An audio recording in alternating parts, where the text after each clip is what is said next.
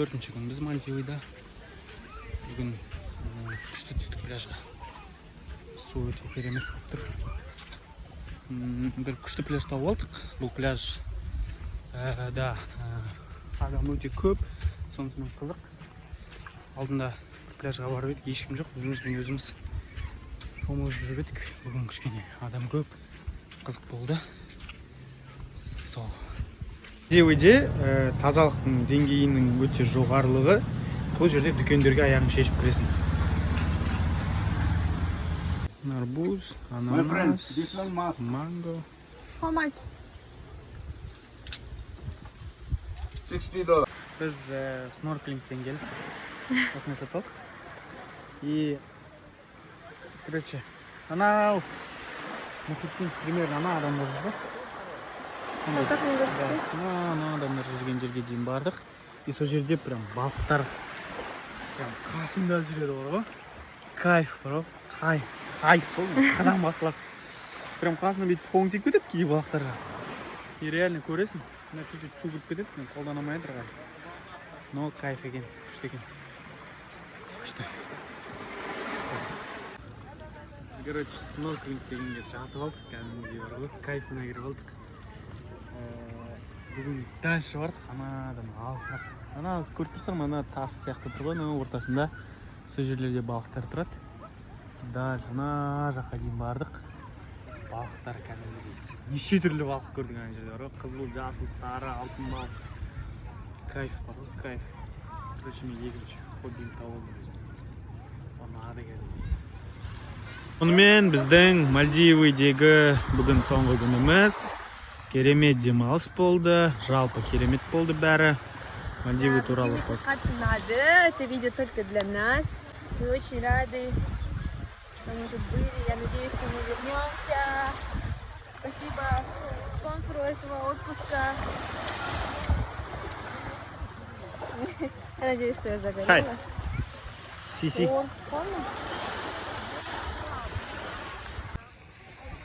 Біз бүгін демалып біттік.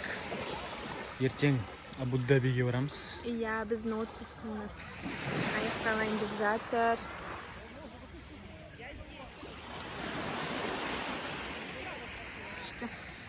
Күшті болды.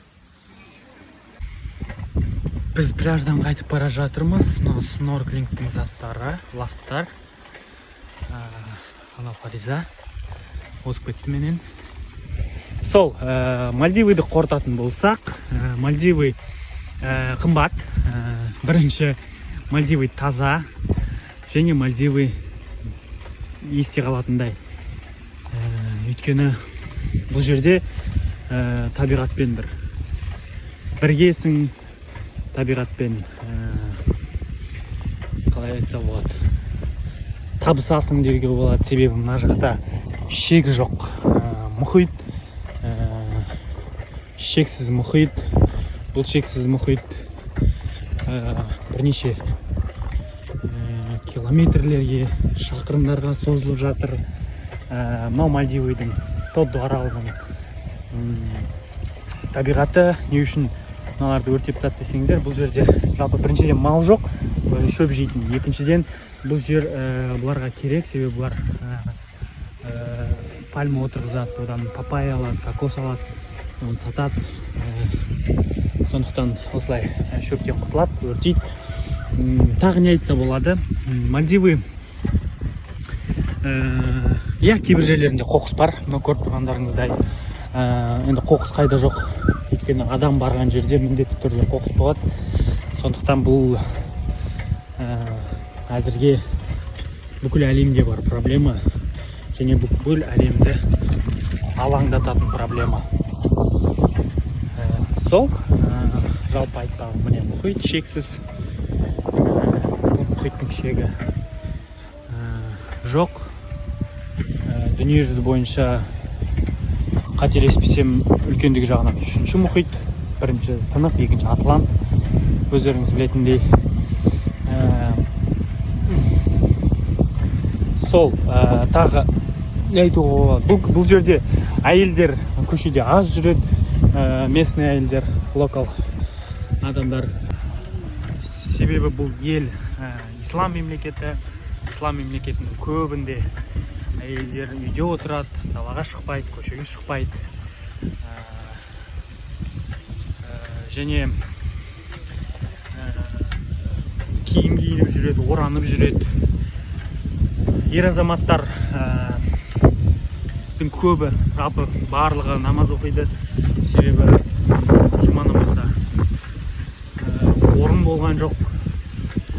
Және магазиндер, кафелер емес, магазиндер, тағы да осы керек заттар, сувенир магазиндері барлығы намаз уақыттарында жабық тұрады. Себебі бұл жерлерде сатушы ер азаматтардың барлығы мешітке барып намаз оқиды. Жалпы Тодду аралының территориясы өте кішкентай. Сондықтан бұл жерде ең көп таралған транспорт, велосипед пен мотоцикл, барлығында тіпті осы тұрғындардың мотоцикл бар сияқты, ері болсын, әйелі болсын, мотоциклмен жүреді. Біз тұрған гостиница жайлы айтатын болсақ, гостиница дегенде гостевой дом. Бұл ұнады бізге, персоналдардан ұнады, бағасы ақылға қонымды деп айтса болады, арзан емес, қымбат емес.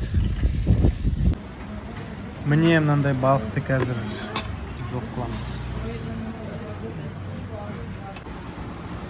Біз қайтып бара жатырмыз Мальдивіден. Міне қызықтарымыз шығарды. Міне мынау кемемен қазір Малиге барамыз. Мальдивдің астанасы. Сосын Мумбайға барамыз. Мумбайдан Абу-Дабиге барамыз. Абу-Дабиден Дубайға барамыз. Дубайдан Алматыға.